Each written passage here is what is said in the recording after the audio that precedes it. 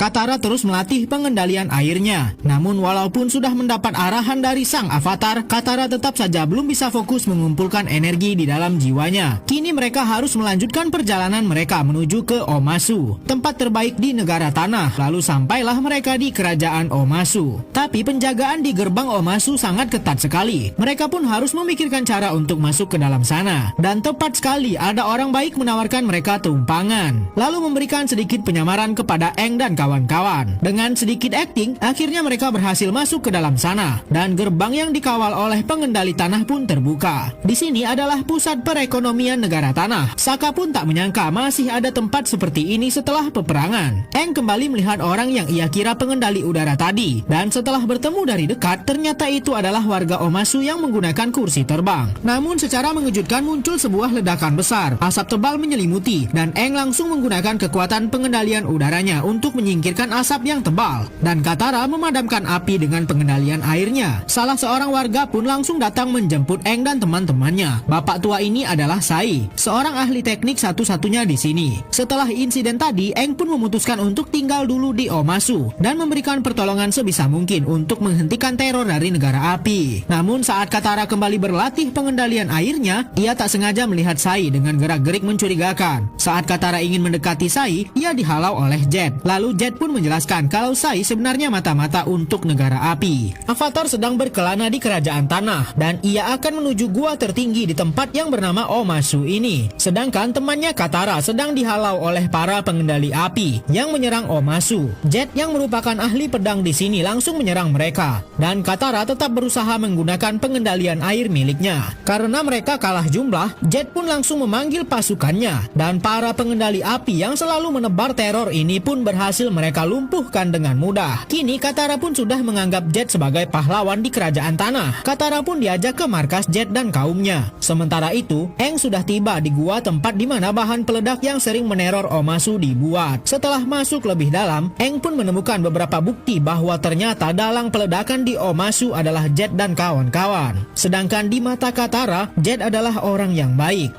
Di tempat ini juga sudah tiba Zuko bersama pamannya yang terus-terusan memburu Avatar tanpa henti. Aang pun langsung memberitahukan Sokka kalau ternyata bukan negara api yang menjadi dalang peledakan di Omasu. Tapi saat Katara pulang, ia tak percaya kalau Jet adalah orang jahat, sebab Jet sudah mengalahkan pengendali api. Sokka pun sangat marah dan meminta Katara membuktikannya. Katara pun langsung menemui kembali Jet dan ternyata Jet mengakui bahwa ia adalah dalang teror ledakan di sini dengan alasan mencari keadilan. Dan sekarang komplotannya sedang menjebak Sai, bapak tua yang sudah menampung Katara dan Aang di Omasu. Kini koper yang